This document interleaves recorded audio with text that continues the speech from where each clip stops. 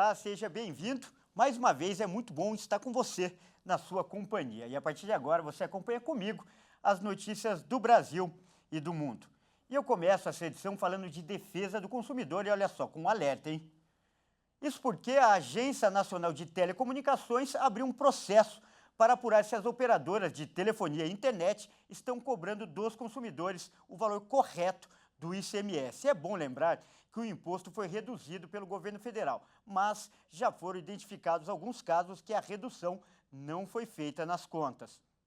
O trabalho agora é levantar a dimensão total do volume represado para, em seguida, avaliar as potenciais sanções a serem aplicadas sobre as companhias. O projeto de lei que estabeleceu o teto de 17% sobre a alíquota do ICMS para diversos serviços considerados essenciais, entre eles telecomunicações, combustíveis e energia elétrica, foi sancionado pelo Poder Executivo em junho e passou a vigorar em julho. A medida deveria se traduzir em desconto de ao menos 11% nos boletos, de acordo com nota técnica elaborada pela Superintendência de Competição da Anatel. Na telefonia móvel, por exemplo, o ICMS tem peso de 64% sobre a carga tributária total. A alíquota varia a cada estado, numa faixa de 25% a 37%. O cálculo do desconto foi feito com base na alíquota mínima.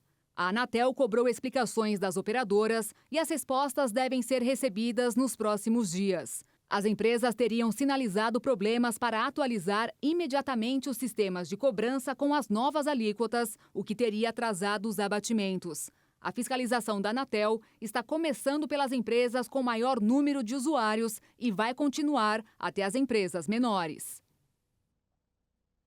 Olha, e por falar em contas, a inadimplência atingiu mais de 63 milhões de brasileiros. E esse número, inclusive, é o mais alto dos últimos 8 anos. O balanço foi divulgado pela Confederação Nacional de Dirigentes Lojistas e pelo Serviço de Proteção ao Crédito. A repórter Maria Clara Leite traz os detalhes. 63 milhões e 300 mil brasileiros. Esse é o número exato de endividados registrado no mês de julho aqui no país. É o maior nível em 8 anos. Com relação ao mesmo período do ano passado, o volume de consumidores com contas atrasadas cresceu 8,7%.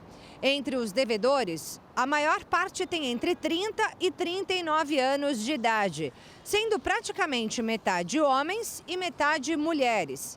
Em julho, cada endividado devia, em média, pouco mais de R$ 3.600. Ao todo, havia no país quase 2.000 empresas credoras. As dívidas com bancos e as contas de água e luz foram o destaque da inadimplência em julho. E agora uma notícia preocupante. O Brasil registrou 2 casos de bebês com menos de 1 ano infectados com a varíola dos macacos. Um deles é de São Paulo, um menino de 10 meses que apresentou os primeiros sintomas da doença no último dia 11. E a criança está em isolamento domiciliar, segundo informou a Secretaria Estadual de Saúde. Já o outro caso foi registrado na Bahia. Um bebê de 2 meses teve teste positivo no dia 5 de agosto. E a Secretaria de Saúde do Estado da Bahia não informou mais detalhes a respeito desse caso. E mudando de assunto, agora a gente fala de notícias internacionais. O Ministério Público da Argentina pediu uma pena de 12 anos de prisão e a cassação dos direitos políticos da vice-presidente do país, Cristina Kirchner. O pedido ocorre por suposta corrupção na licitação de obras quando Kirchner foi presidente, uma acusação que seus apoiadores consideram uma perseguição. A política é acusada de crimes de associação ilícita agravada e administração fraudulenta agravada. Estima-se que a sentença seja proferida até o fim do ano. Minutos após a divulgação do pedido de condenação pelo promotor Diego Luciano, a presidência argentina emitiu um comunicado em repúdio, afirmando que nenhum dos atos atribuídos à ex-presidente foi comprovado. O presidente da Argentina, Alberto Fernandes, expressou profunda simpatia e solidariedade à vice-presidente.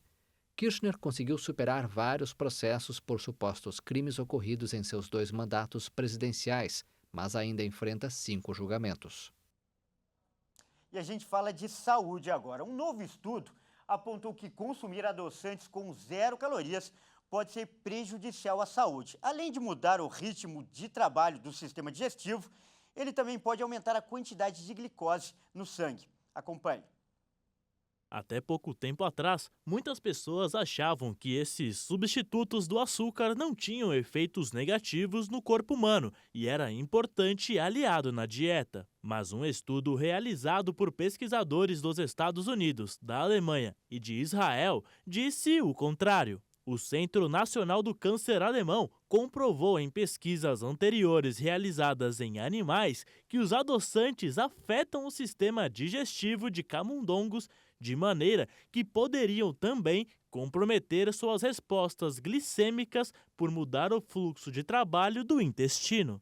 Para saber se esses resultados também seriam encontrados em humanos, a equipe de pesquisa selecionou 120 voluntários que evitavam o consumo de adoçantes para testar as mudanças que esses produtos poderiam provocar em seus organismos. Esses participantes foram divididos em grupos e consumiram os adoçantes com compostos de sacarina, sucralose e aspartame, e o natural, estévia. Após dias de observação, foi comprovado que a sacarina e a sucralose aumentaram a glicêmica dos indivíduos e isso significa que existia mais açúcar circulando pelo sangue deles. Mesmo com esses resultados, não é possível dizer o quão mal esses adoçantes fazem para a saúde, porque os efeitos variam de pessoa para pessoa, já que nenhum organismo trabalha da mesma maneira. Porém, ficou claro a necessidade de aumentar a conscientização sobre o fato de que os adoçantes não trazem benefícios ao corpo humano como é divulgado. Os desenvolvedores da pesquisa disseram que, enquanto isso, será necessário continuar procurando soluções para evitar o açúcar, que ainda continua sendo mais prejudicial à saúde que os adoçantes. E ainda falando de saúde, agora uma boa notícia. Um novo remédio que está sendo desenvolvido nos Estados Unidos promete ser capaz de combater mais de 300 bactérias resistentes. A descoberta, inclusive, pode combater o avanço global das chamadas superbactérias. Veja. Cientistas da Sociedade Americana de Química avançaram no desenvolvimento de um antibiótico que pode ser um marco no enfrentamento às bactérias resistentes aos tratamentos disponíveis.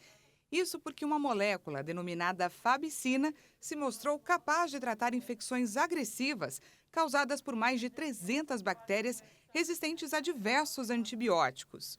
De acordo com os Centros de Controle e Prevenção de Doenças dos Estados Unidos, essas bactérias, conhecidas como gram-negativas, podem causar quadros de pneumonia, infecções do trato urinário e da corrente sanguínea. As doenças são difíceis de tratar devido ao forte sistema de defesa da bactéria, como as paredes celulares resistentes que mantêm a maioria dos antibióticos do lado de fora. Além do mais, os tratamentos disponíveis contra essas bactérias não são específicos e acabam eliminando também as chamadas bactérias boas, o que pode causar desequilíbrios na flora intestinal dos pacientes. O novo medicamento promissor foi combinado a uma molécula capaz de infiltrar nas defesas das bactérias resistentes e tratar então as infecções do indivíduo.